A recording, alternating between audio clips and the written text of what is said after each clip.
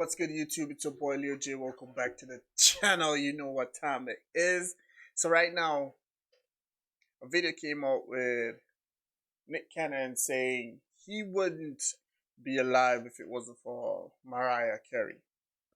And I think it's interesting. So I'm gonna bring it to y'all if y'all never seen it before, and we gonna watch it together, man. We gonna check it out, and I'm gonna react to it. 2 years old, you got a diagnosis that changed your life. Yeah. 32 years old, you got a diagnosis He that was changed your 32. life. Yeah. Threw me for a super loop, like literally, pardon the pun, but lupus. Like it Lupus. was. Yeah, man, lupus nephritis specifically. Yeah, I knew he was in sick with lupus, 2012. but And here, living my dream life, you know. I don't know how married serious it was. the most gorgeous, beautiful, super talented person to ever step on the planet. Literally my dream girl. We got 2 kids. We're in Aspen. I'm from the hood. I'm from the projects. You don't go to Aspen. Who were you married to? Mariah Carey. Well, But it's there like you I'm said in it. Aspen with my wife, and thinking I'm in probably some of the best shape of my life. Yeah. Go to boxing 3 times a week. You know what I mean? Got my own home gym in Aspen. You know Real what I mean? channel, Like, I never even know about and I had the weirdest lupus until pain in he my came right out saying side. he had lupus. I'm thinking like a muscle it's not something cramp you or hear what? about every day. And You I'm know? gonna just jog through it. Here I'm in high altitude, jogging in the snow, thinking I'm gonna do like it's my Rocky moment. I don't know what I was thinking.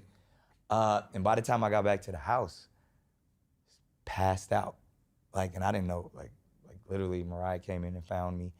And they called rushed me to the ER in Aspen. How did she find you? I don't know. I was laid out. And I think everybody, because, I think it was that bad because I had just came from jogging in Aspen. That's like, oh, he probably got altitude sickness. You know what I mean? Like I was just dehydrated. So that's what the narrative we were going with. So once I got to the hospital, I just need some fluid, an IV, I'll be all right. Because that happens. It happens on the ski slopes.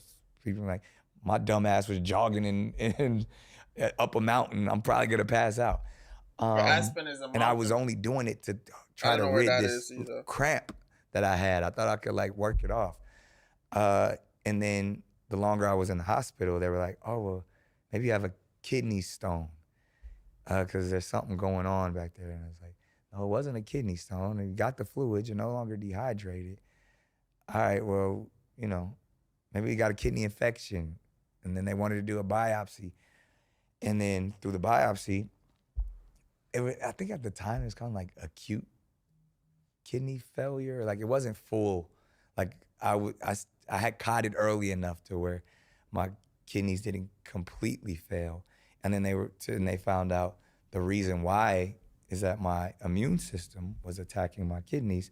Therefore, my autoimmune condition, lupus and lupus nephritis, to where, where your immune system can get out of whack. Because I don't know much about lupus, but I know that when you have it, there's no test that definitely will tell you that it's lupus. It's just when they see sign of your body attacking your body, they'll deem it as lupus and stuff. Based off of whether it's levels of diagnosis stress, that lupus. Things that you're putting into your body. A lot of times it's not hereditary. They don't really know what the cause of it is. It's definitely related to stress, which I didn't think I was stressed out, but it's obviously there's various types of stress, where physical stress, emotional stress, but this can send your immune system out of whack, and therefore your immune system then starts to, stress ain't good. Self-destroy. It starts to attack the whatever organs. Different people's lupus attack different things.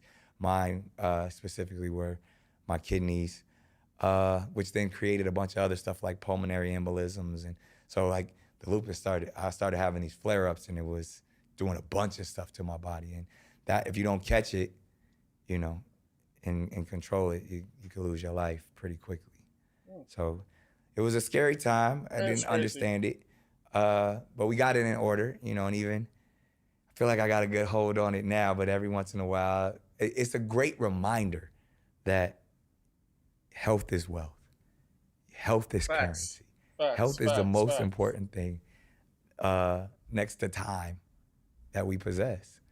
And we can't control the time. We can control our health. You can control what you put in your body. You can control how well you take care of yourself. So That's true. my lupus is my alarm clock every morning, letting me know you better do the right things. You better drink your gallon of water. You better take your supplements. You better, not eat too much.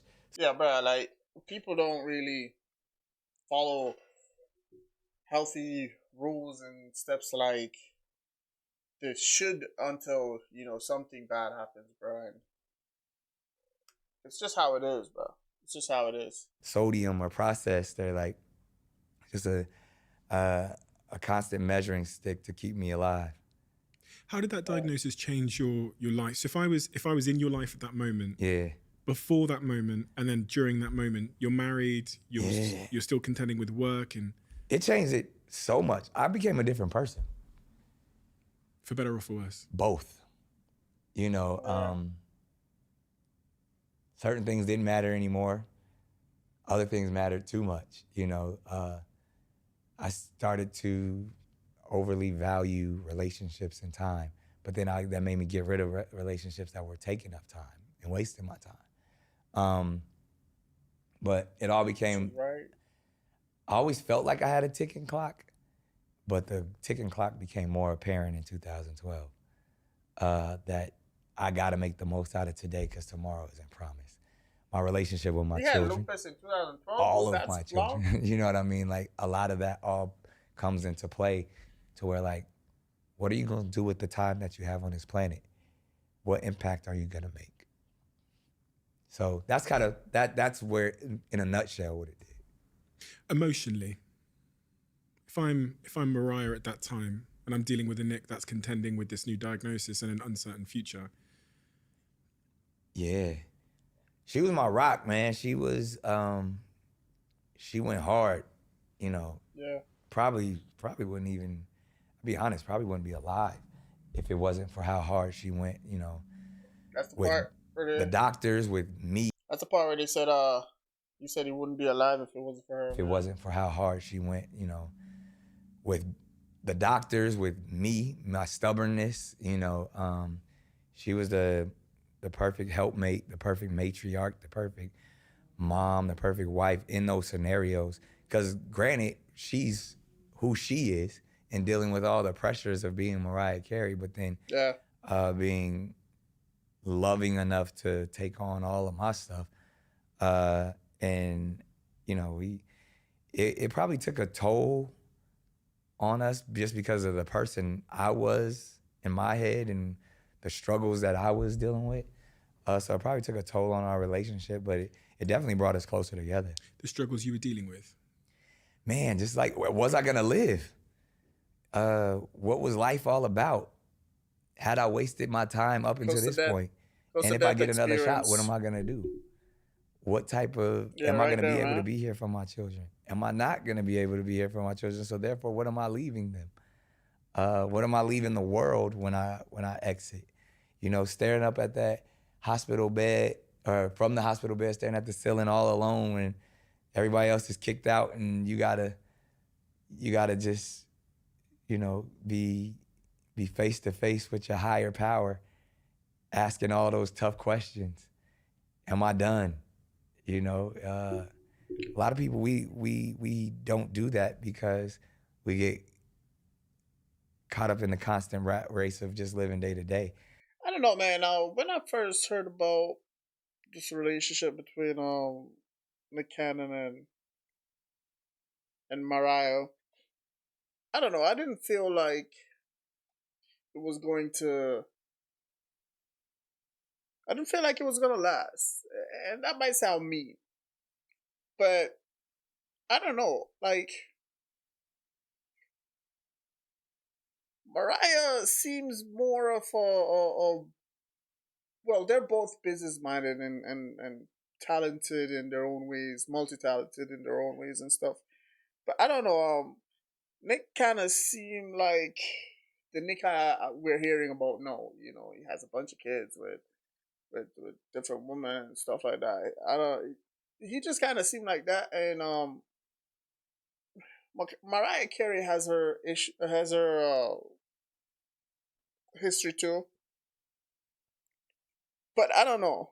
I just didn't feel like Mariah Carey could hold him down to be that serious partner and stuff, man. But you know, it's still the last I heard that they're still friends and because of the kids, they still communicate and stuff like that. But I think that's pretty cool. I think that's pretty cool. No disrespect, no hate against each other and stuff. You know, I know Wild and Out they'll make fun of both of them and stuff, but Mariah Carey even came on Wild and Out once. You know, so yeah, I like that about it. But if y'all want to watch the rest of this video, man, the link will be in the description below. Y'all check it out if y'all want to watch it, man. I'll see y'all on the next video, man. Make sure you like, share, and subscribe. Peace.